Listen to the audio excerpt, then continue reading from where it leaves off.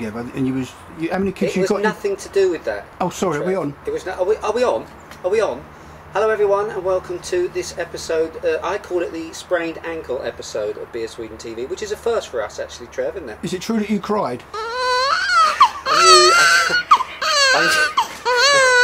I knew you'd bring that up. I would like to think of it more as a grimace, writhing around in agony, and I was sweating profusely around the eye region, rather than actual crying per se. But let me put it this way, and if any of you are rather confused right now, which I am, about what we're talking about, as you can see, a couple of days ago I was out running, Trev, in the forest, trying to do the right thing, trying to exercise like everyone's telling me to do, you know, obviously to try and counteract these 800 beers we try every day or every week or whatever it is. And I was out in the forest running along, and all of a sudden, I don't quite know what happened, but my ankle kind of went 90 degrees to the rest of my leg, resulting in me falling over rather spectacularly into the blueberries, and basically rolling around in agony. There was a witness who said that I cried at the time. I don't think that's quite fair. I've never known your wife to lie, but then again, I don't know, do I? Okay, well, anyway, it was rather painful. Ended up me having to go to BeerSwedenTV, ended up with me having to go and get an x-ray, but the good news is it's not broken, and I just have to hobble around for a few more days, and then we'll all be fine and dandy. This has got nothing to do with beer though, has it, Trev? No, unless you was pissed. The beer we're going to try today, this is, by the way, another one of those smash and grabs. Can you do that little sound again, Trev? I like that on the last episode. Little smash and grab episode. We're going to go in and out on this one. The beer that we're trying today, this is difficult, Trev, with my foot up here. By the way, it's up here because the doctor said that I have to keep my foot up at all times. Okay? And it's definitely not up there because you've got beautiful feet. No, I've got...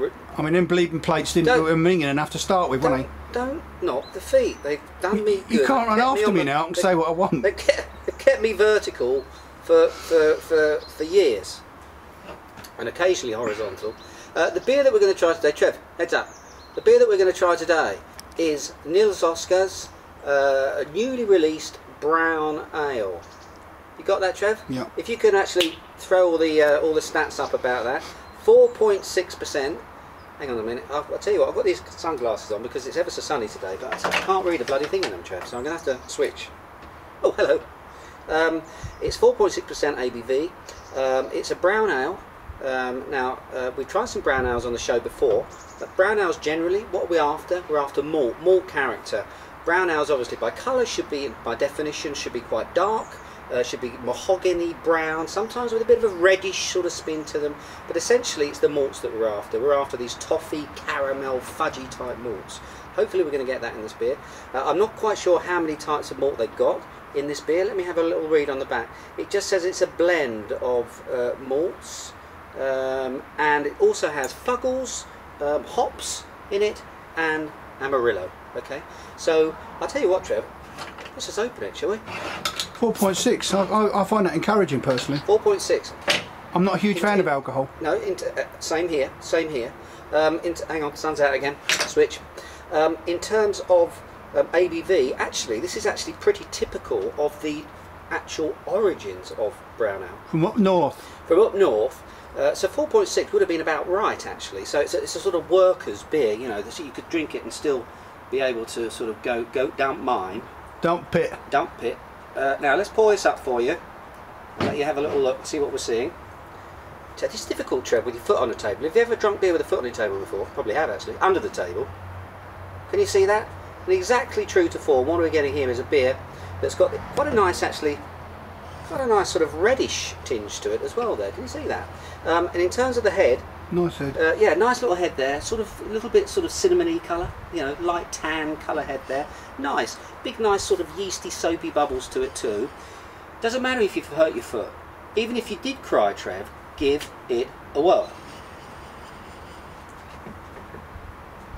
Yeah, and it's doing exactly what it should be doing. Lots and lots of toffee, slightly fudgy. Actually, it's quite a good fudge wrapped in chocolate. You know those little chocolates you get at Christmas time, you know, with fudge and the chocolate on it, Trevor? Am I making any sense? Those, that's in there too. Brown sugar, of course, that's nearly always in there. A little suggestion of not coffee, of dark chocolate, but not masses of it. Not masses of it. It's quite subdued, that one. But nice nose on it. Bit of nuts there too. A little sprinkle of walnuts in there too. Shall I try some, Trev? Yeah, okay.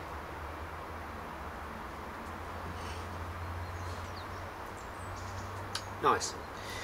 Actually, the hops, the Amarillo hops in particular, you've got that spiciness from the Fuggles, that old earthy sort of spice, but the Amarillo hops, they're there, and they actually push through the malt quite nicely and quite quickly.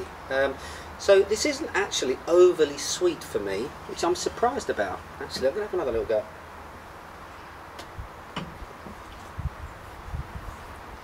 Yeah, I mean, there is a sweetness to this, obviously. With a beer with this much malt in it, you're expecting to get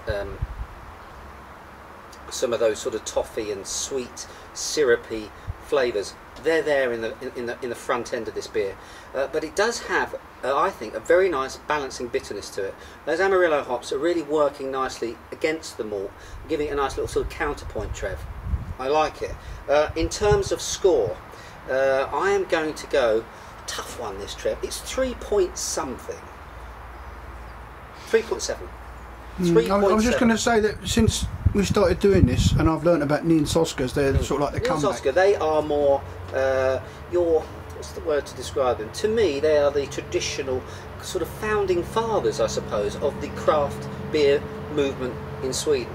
So from when I say craft beer movement, I mean from 96 onwards, really, when the first of the microbreweries emerged here in Sweden. Nils Oscar was one of them.